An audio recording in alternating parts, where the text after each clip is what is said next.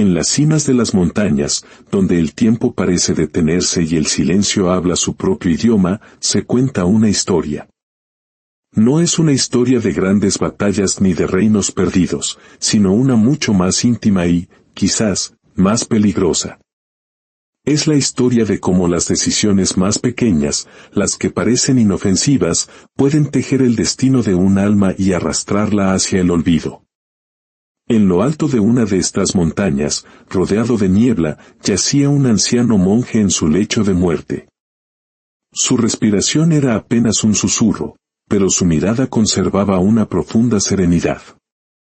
A su alrededor, sus discípulos más devotos guardaban un silencio solemne, esperando recibir la joya de su sabiduría final, las palabras que resonarían a través de generaciones. El más joven de ellos, un muchacho de apenas 20 años, había sido elegido para ser su sucesor.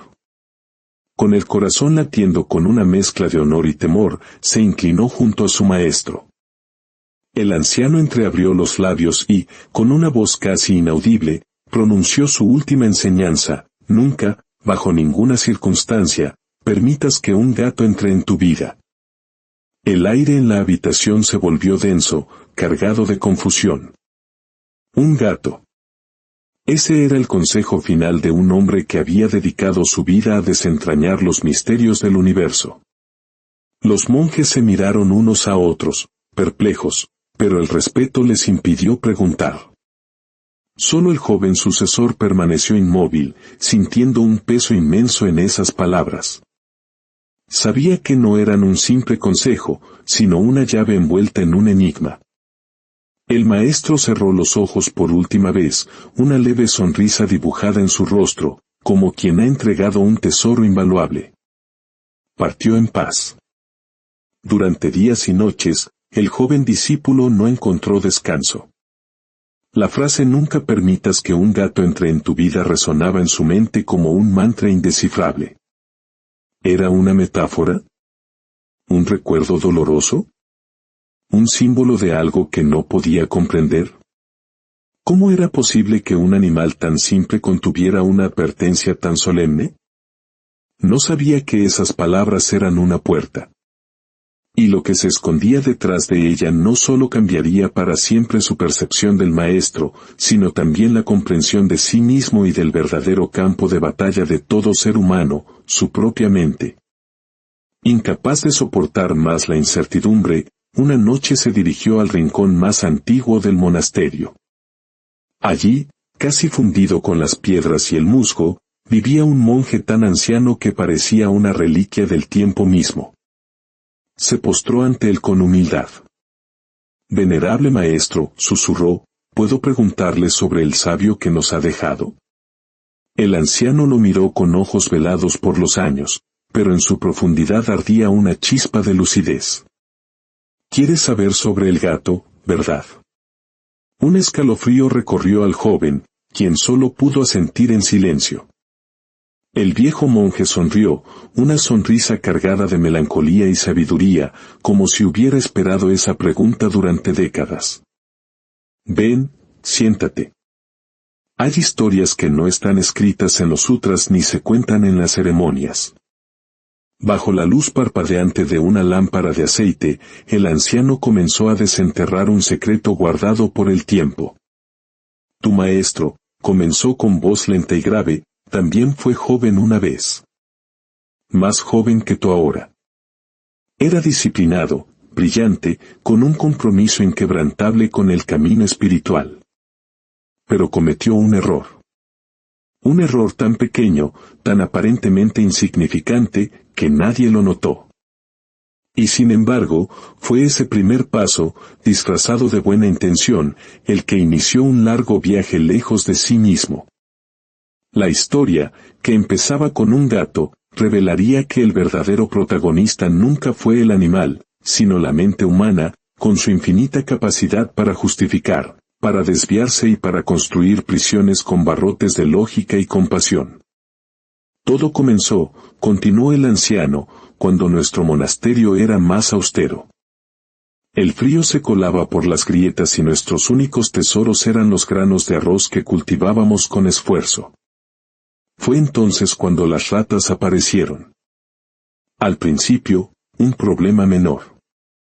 Pronto, una plaga que amenazaba nuestras provisiones y perturbaba la paz del templo. La solución pareció simple y lógica. Uno de los monjes mayores sugirió, traigamos un gato. Es la forma más natural y efectiva de controlar a los roedores. Y así fue. Un pequeño gato blanco, ágil y silencioso, se unió a la vida del monasterio. Cumplía su función a la perfección, cazando en las sombras y durmiendo al sol, sin exigir nada. Tu maestro, en aquel entonces responsable de los almacenes, fue quien más se encariñó con él. Al principio, lo veía como una herramienta útil.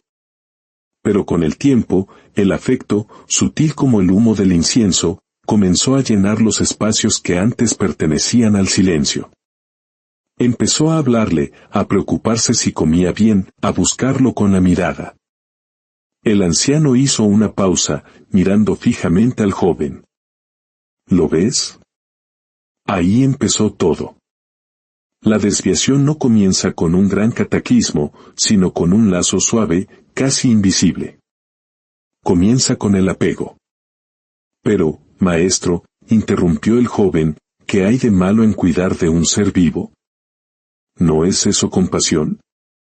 Nada hay de malo en la compasión, respondió el viejo con voz firme.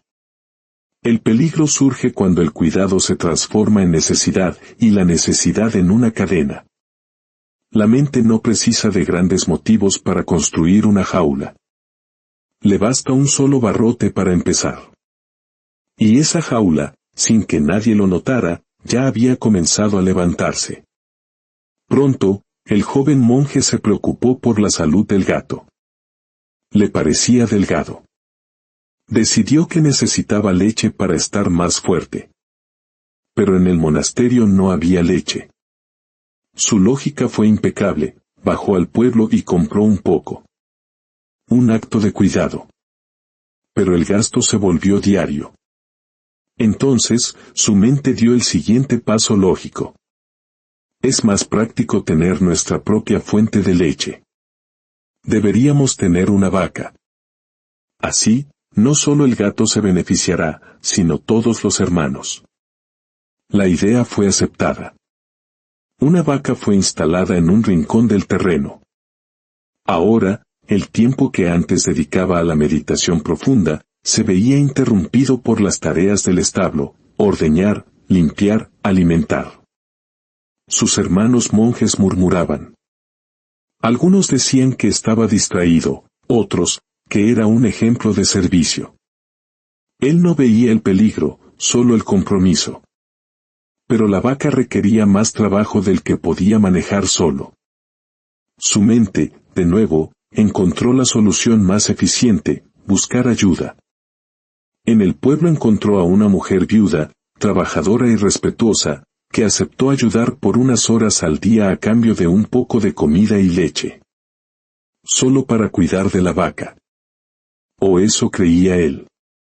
La mujer llegaba temprano y se iba al atardecer. Era discreta, silenciosa y eficiente. El monje sintió un gran alivio. Podía volver a sus deberes espirituales sin descuidar sus responsabilidades. Pero la mente es astuta, y el corazón tiene sus propias estaciones. Un día, una lluvia torrencial convirtió el camino en un río de barro. La mujer llegó empapada y temblando de frío. Movido por la compasión, el monje la invitó a entrar al templo para secarse y tomar un té caliente. Fue solo una tarde. Pero a esa tarde le siguió otra tormenta, y luego una conversación más larga, y después, risas compartidas en la quietud del monasterio. Lo que comenzó como una ayuda práctica se transformó, gota a gota, en una cercanía inesperada. Su mente, que antes buscaba el vacío y el silencio, ahora esperaba su llegada. Sentía un vacío cuando ella no estaba. Una tarde, mientras arreglaban juntos el jardín, sus manos se rozaron. Fue un instante, pero en ese contacto sintió una corriente que lo sacudió por dentro.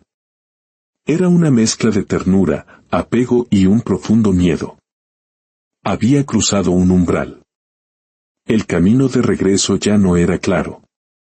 Su mente, maestra de la justificación, le susurraba, ¿acaso no es esto también compasión? No es una forma de amor.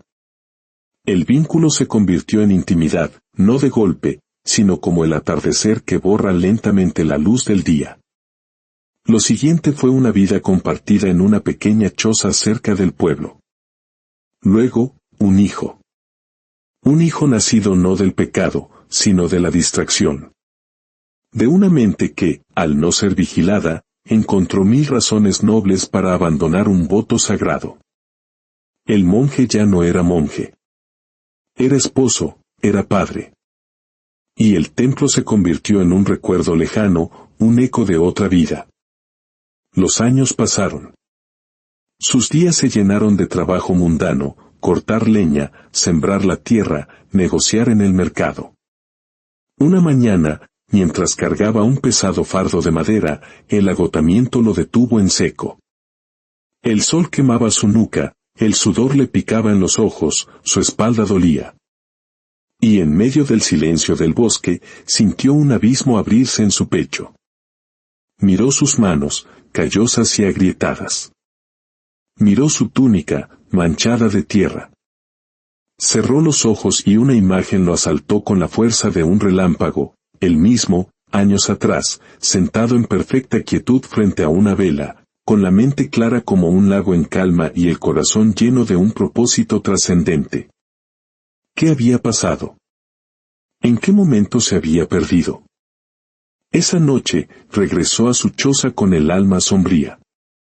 Se sentó frente a un pequeño altar que había improvisado para no perder del todo la fe y lloró en silencio. No lloraba por su esposa ni por su hijo, a quienes amaba. Lloraba por sí mismo. Por el hombre que había olvidado ser. Por haberse rendido sin lucha, sin ruido, paso a paso. Al amanecer, subió a la colina más alta y observó el sol nacer. Y allí, en esa quietud, lo comprendió todo. La mente no te rompe de un solo golpe. Te seduce. Te convence. Te arrastra con justificaciones lógicas, con pequeños actos de bondad, con soluciones prácticas, hasta que un día despiertas y ya no recuerdas quién eras. El gato. La leche. La vaca. La mujer. El olvido. Cada eslabón, una justificación perfecta.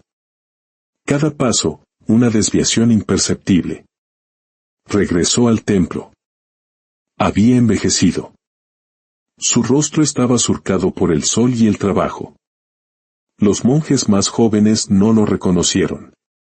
Pero el anciano que ahora te cuenta esta historia, sí lo hizo. Lo recibió sin una sola palabra de reproche, solo con una mirada de profunda comprensión. El hombre se arrodilló y dijo, «Maestro, todo comenzó con un gato». Y el anciano asintió. El verdadero enemigo nunca está afuera, hijo. Siempre está dentro. Y su nombre es, mente sin entrenar. Desde ese día, tu maestro volvió a servir en el templo. No como un líder, sino como un recordatorio viviente de que nunca se debe subestimar el poder de lo pequeño. En cada enseñanza que impartía, repetía una frase, vigilen las pequeñas cosas, pues en ellas se esconden las semillas del olvido. El viejo monje terminó su relato. El joven sucesor, que había escuchado en absoluto silencio, sintió que las piezas del rompecabezas se encajaban. Las últimas palabras de su maestro ya no eran un enigma, sino la lección más importante de todas. El gato no era el enemigo. El gato era cualquier cosa, un deseo, una idea, una distracción, un apego. Algo que entra en tu vida de forma silenciosa, que parece inofensivo, incluso tierno. Pero si no lo vigilas, si le permites crecer y dictar tus siguientes pasos, terminará por transformarlo todo, arrastrándote lejos de tu centro, lejos de tu propósito. Esa noche, El joven discípulo se sentó en el mismo lugar donde su maestro había muerto. Encendió una vela y, por primera vez, observó su propia mente con la vigilancia de un centinela. Vio sus propios gatos, pequeños deseos, fugaces pensamientos de orgullo, sutiles apegos. Y comprendió que el camino espiritual no se gana en retiros lejanos, sino en la vigilancia constante de cada pequeño paso, aquí y ahora. La mente puede ser un maestro despiadado o el más poderoso de los aliados. La diferencia, simplemente, reside en quien la conduce. Y esa, es una elección que hacemos en cada momento de nuestra vida.